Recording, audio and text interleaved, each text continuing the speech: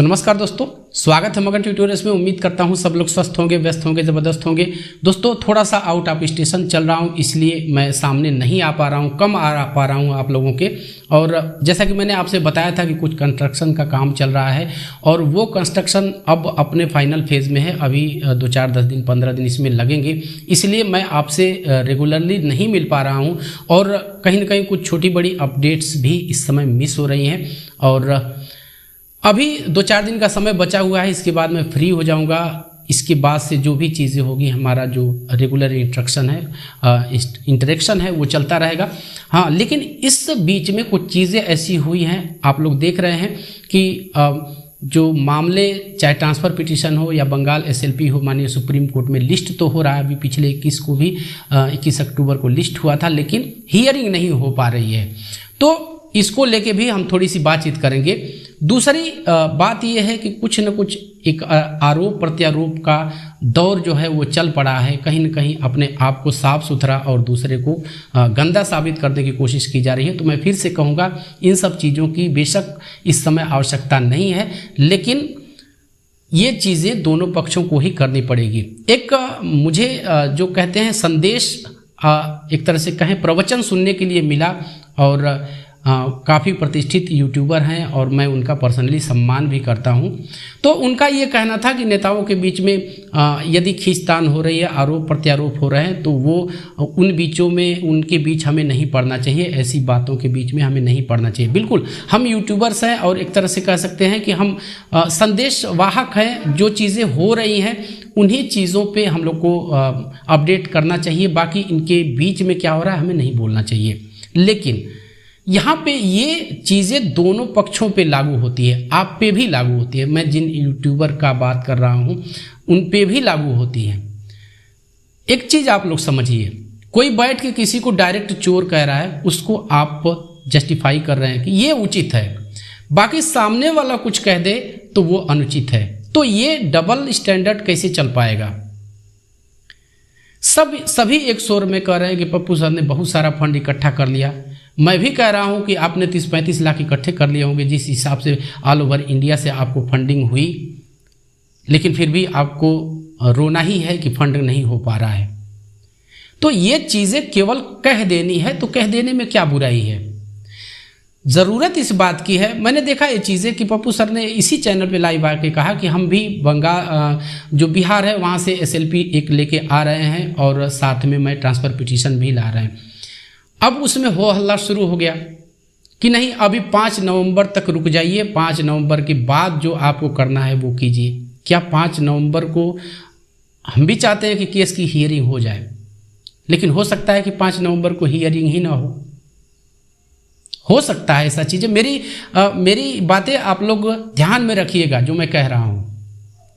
यहाँ पे यदि आप अपनी तरफ से व्यंग छोड़ते रहेंगे, आलोचनाएं करते रहेंगे, तो सामने वाला भी उन चीज़ों का जवाब देगा ही। यदि आप कह रहे हैं कि पप्पू सर के पास 1 करोड़ है, तो हम कह रहे हैं कि आप भी 30-35 लाख वसूल चुके हैं। कहना ही तो है, क्या दिक्कत है? 1 करोड़ का ना तो कोई आपके पास एविडेंस है और ना ही मेरे पास 35 लाख का है, तो कहने से क्या होता है? हमें तो अंदाज़ा है, मैं सीरियस बोल रहा हूँ कि इतने पैसे हो गए होंगे। ऑल ओवर इंडिया लेवल पे ये फंडिंग हुई है। कोई भी ऐसा स्टेट नहीं होगा जो 2-4-10 लाख का फंड नहीं किया होगा।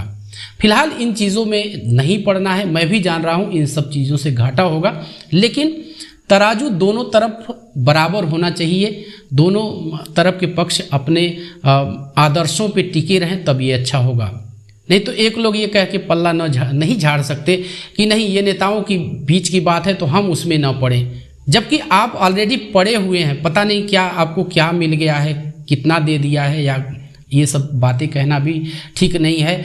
मतलब कुछ तो ऐसा स्वार्थ है आपके पास, कुछ तो ऐसे इतना आपके चैनल को लाभ हो गया है जो आप किसी के गाली देने को भी जस्टिफाई कर रहे हैं, उसको उचित बता रहे हैं। हालांकि मैं उन यूट्यूबर महोदय का बहुत सम्मान करता हूं पर्सनली, और ऐसी चीज़ें मुझे नहीं बोलनी चाहिए, लेकिन उन्हें भी ये चीज़ें सोचना चाहिए कि हम जस्टिफाई क्यों कर रहे हैं। अगर तौलना ही है तो दोनों को एक तराजू पे तौलिए और पलड़ा दोनों का बराबर रखिए। तो ये चीज़ें समाप्त होनी चाहिए। मैं भी इसका पक्षधर हूँ। एक चीज़ और, हमें कई हमारे दोस्तों के फ़ोन भी हमें आए कि सर आप फंडिंग में व्यवधान बन रहे हैं। मैंने कब आपसे कहा कि मैंने फंडिंग आप मत कीजिए, आप खूब फंडिंग कीजिए, आपका पैसा है, आपको देना है। आपसे 1000 मांगा जा रहा है, आप 2000 दीजिए, कोई दिक्कत नहीं है। यदि किसी को ऐसा लगता है कि मेरे कहने से फंडिंग नहीं हो रही है, तो ऐसा हो ही नहीं सकता। केस में जो भी मेरिट है सभी लोग जान रहे हैं और वो अपने विवेक के अनुसार फंडिंग कर रहे हैं और हो भी रही है। अगर फिर भी पर्याप्त फंडिंग नहीं है तो आपको अपने गिरेबान में झांकनी चाहिए कि क्या कमियां हैं, क्या हम कर रहे हैं, क्यों फंडिंग नहीं हो पा रही है। दूसरी तरफ तो पप्पू सर अगर थोड़ा सा आह्वान कर दे तो लाखों रुपए दिन में गिर जाएंगे, आ जाएंगे पास में, आपको नहीं मिल पा रहा है।